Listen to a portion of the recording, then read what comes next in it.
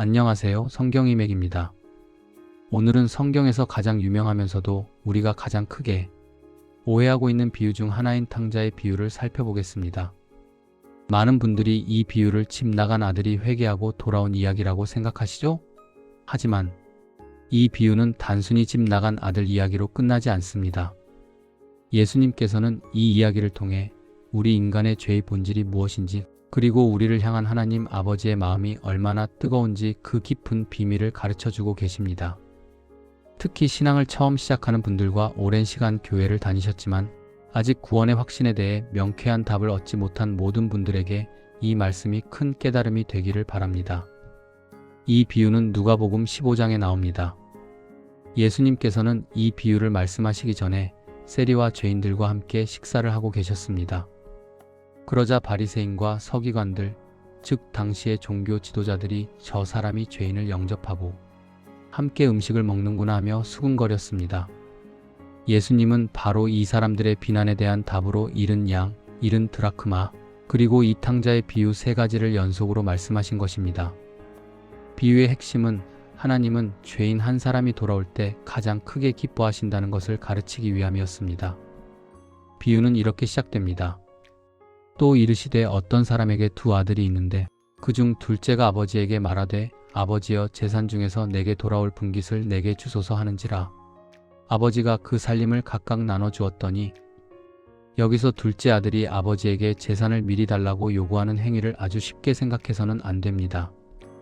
당시 유대 문화에서 아버지가 살아계신데 유산을 요구하는 것은 아버지에게 나에게는 아버지가 죽은 존재나 마찬가지입니다라고 선언하는 것과 같습니다. 이것은 폐륜적인 요구이자 아버지를 철저히 무시하는 행위였습니다.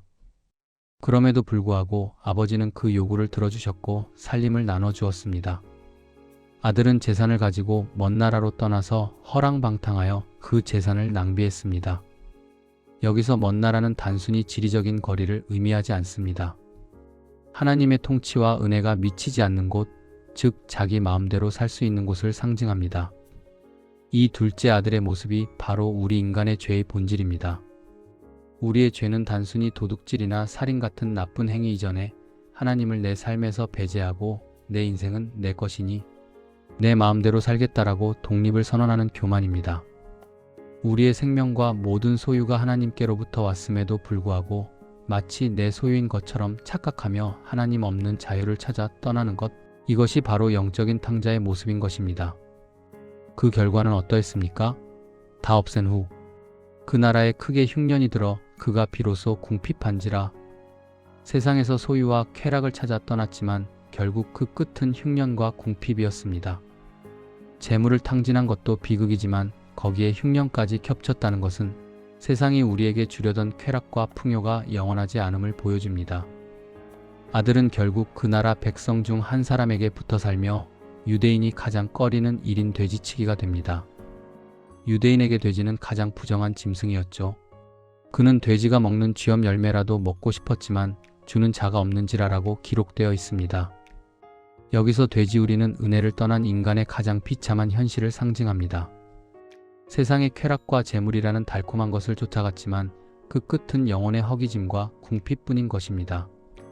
이 세상에서 아무리 명예와 부를 얻어도 하나님을 떠난 삶은 결국 돼지우리의 쥐염 열매처럼 공허하고 비참한 종착지에 도달하게 됩니다.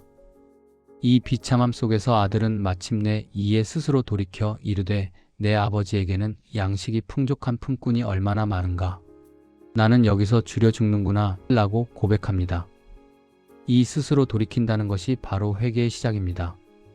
돼지우리라는 절망의 바닥에서야 비로소 내가 있어야 할 곳은 아버지의 집이구나를 깨닫고 방향을 트는 것입니다. 아들은 아버지께 돌아가서 이렇게 말하겠다고 계획합니다.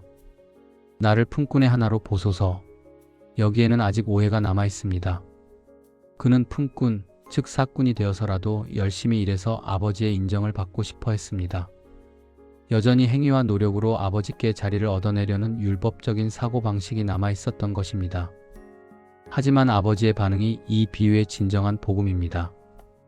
아직도 거리가 먼데 아버지가 그를 보고 측은히 여겨 달려가 목을 안고 입을 맞추니, 이 장면이 바로 우리가 죄인임에도 불구하고 하나님께 나아갈 수 있는 유일한 이유입니다. 유대 문화에서 나이든 가장이 달려간다는 것은 자신의 체면과 위엄을 버리는 행동이었습니다. 아버지는 아들의 행위나 고백을 따지기 전에 모든 체면을 내려놓고 무조건적인 사랑으로 아들에게 달려갔습니다. 아들을 향한 애타는 긍휼 외에는 아무것도 중요하지 않았던 것입니다.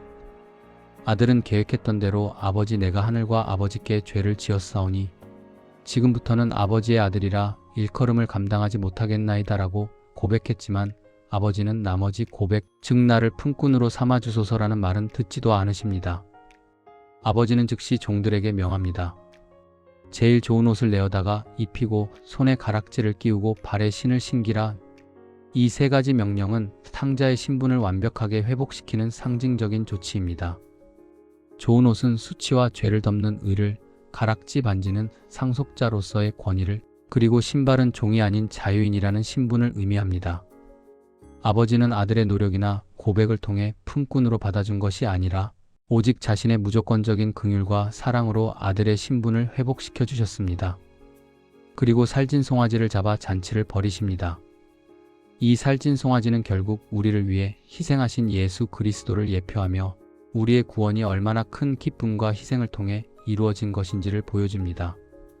아버지는 선언하십니다.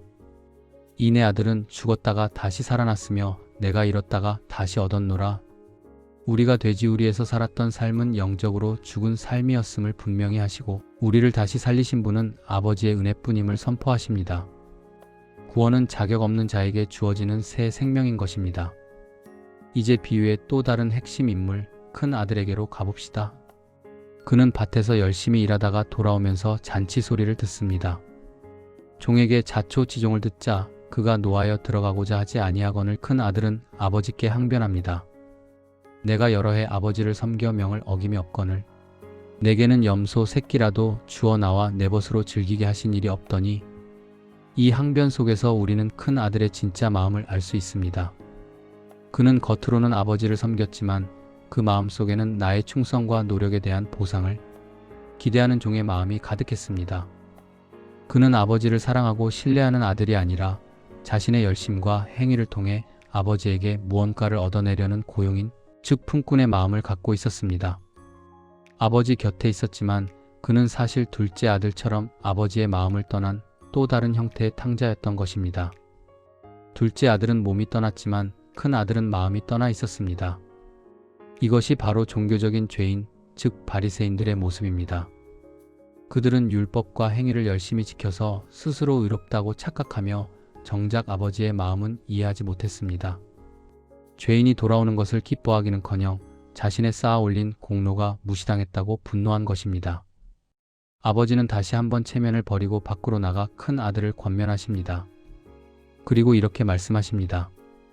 이에 너는 항상 나와 함께 있으니 내 것이 다 내 것이로되. 큰 아들은 이미 아버지의 모든 재산을 물려받을 상속자였습니다.